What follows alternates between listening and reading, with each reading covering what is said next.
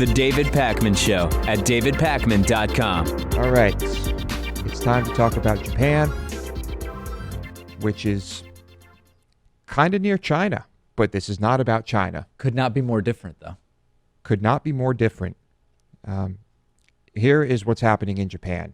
This is an eerie story. This is really eerie.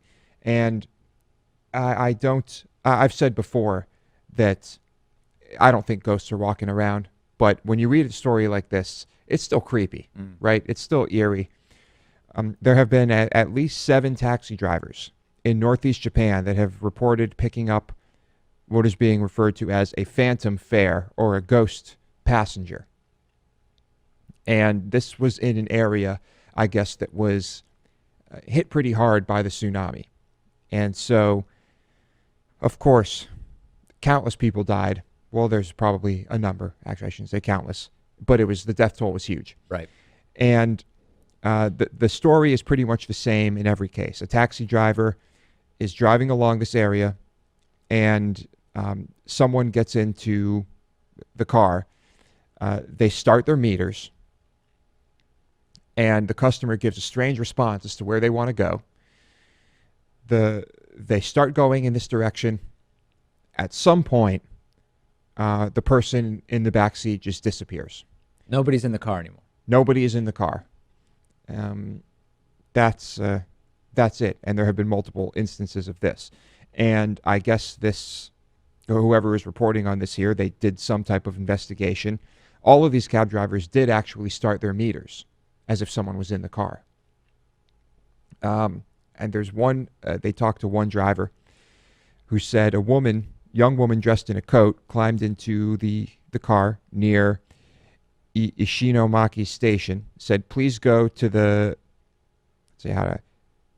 Minamihama district.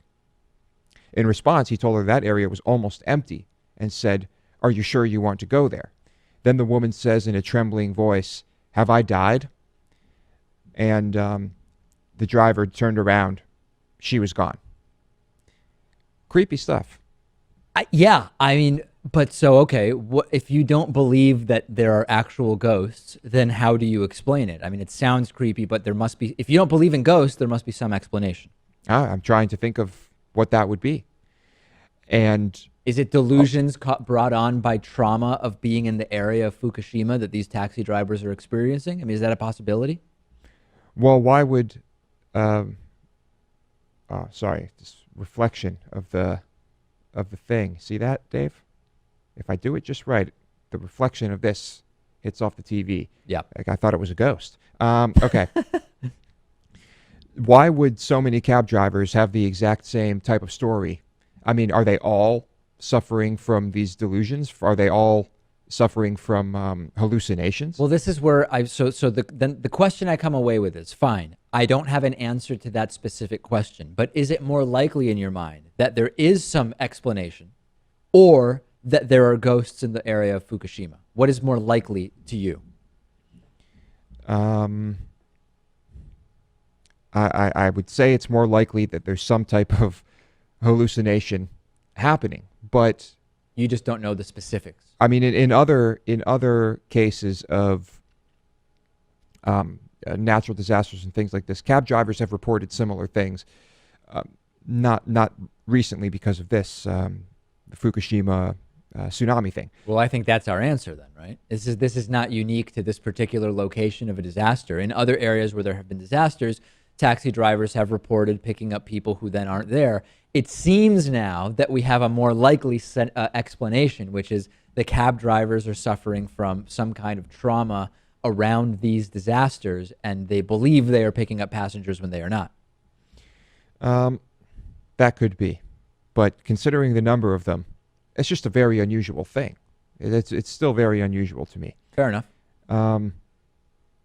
I just I don't know what to say about it, because I have said before that maybe it is possible that in some way there's some type of presence after death. I don't know what that would be. Science might be able to explain it at some point.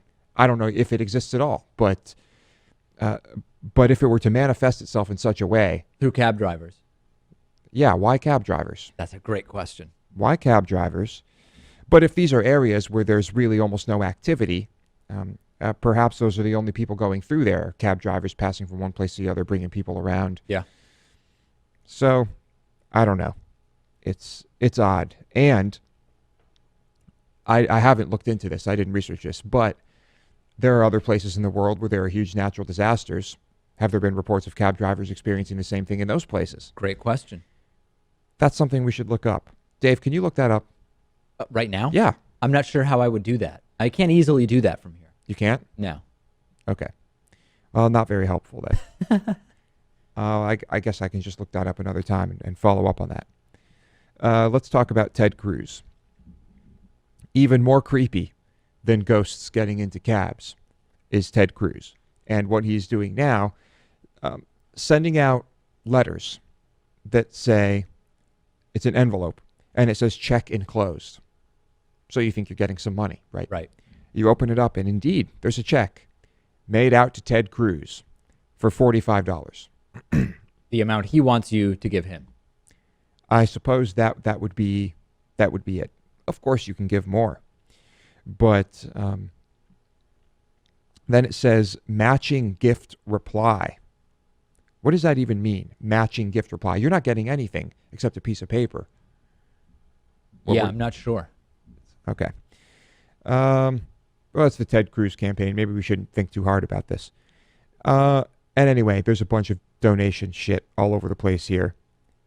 This just feels like a really scumbag thing to do, doesn't it? Yeah, it's known that there are sort of certain mailing techniques for bulk mailing that get you a higher open rate. One of them is handwriting the addresses on the envelope. People are more likely to think that that's something that is not junk mail.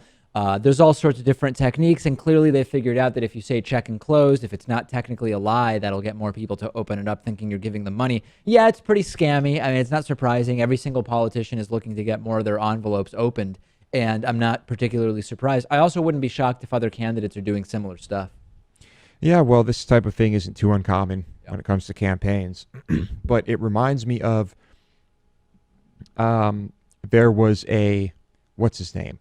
John Oliver bit from Last Week Tonight about, and you probably saw this one, about how he started an exchange with one of these churches. Oh, yeah. And it was one of these, I don't know if it was a mega church. I think it was a mega church. Yeah, it was one of these where you send $10, you expect to get money back, and it comes back to you from God and the entire thing. One of these televangelist type scams. It's one of those type things. It's basically, they're sending you a letter, and there's actual money in it. Right. They'll send you a letter that has $2 in it, and then they say, if you're trustworthy, if you're a good person, you'll send this back with more money, and then God will bless you with more money and all of that. And the John Oliver bit actually led to an investigation because I don't know. I guess our government was just unaware that this thing was happening. And that's an incredible segment. Everyone has to watch that. Yeah. What some of these churches are doing. I don't know. This just kind of reminds me of that. But I guess, like you said, it's not too uncommon.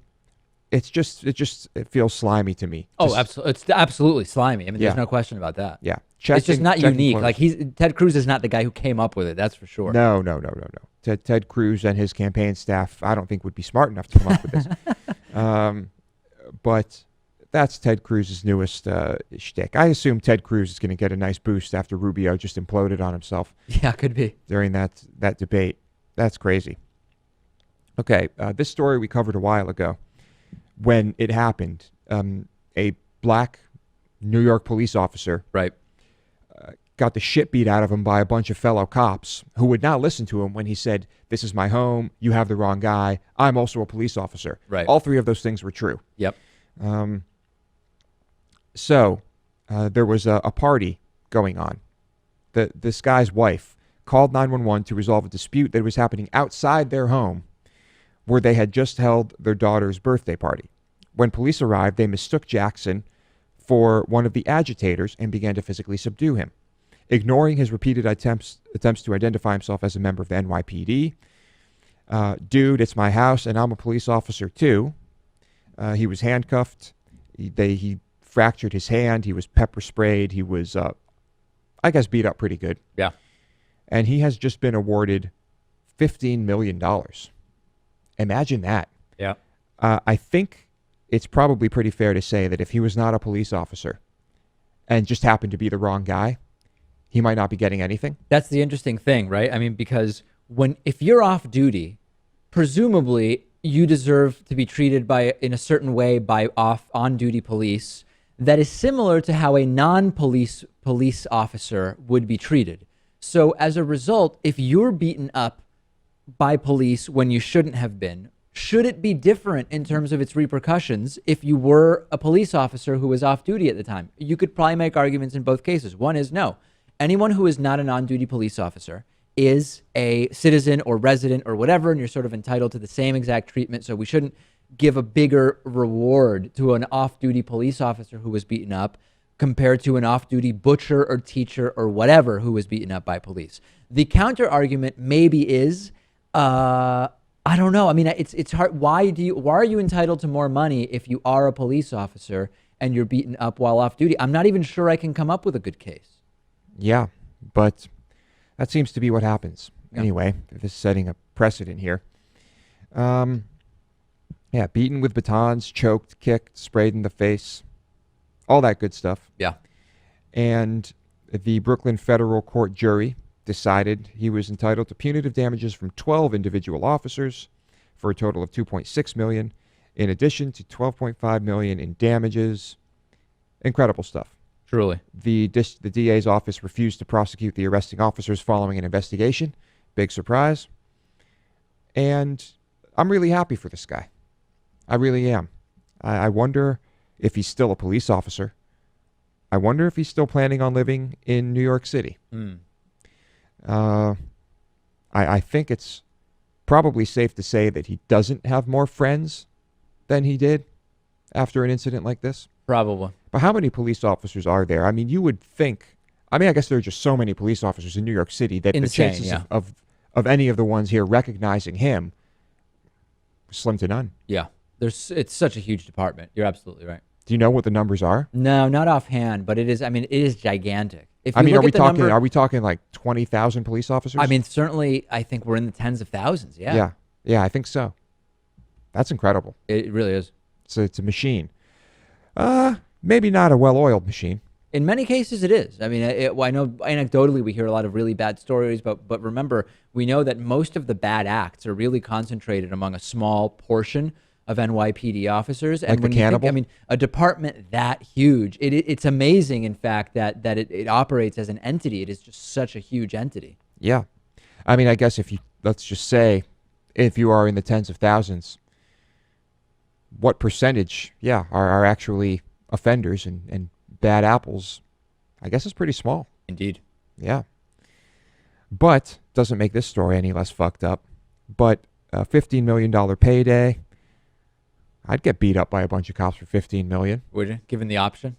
Yeah, I think I would, as long as I avoided serious injury. Right. That's key. That is an important piece of it. And I believe this man did avoid serious injury. But yeah, one good hit to the head can do a lot of damage. Yeah. Especially with a baton or a boot. All right. Anything to add? That's it. That's it. The David Pakman Show at davidpakman.com.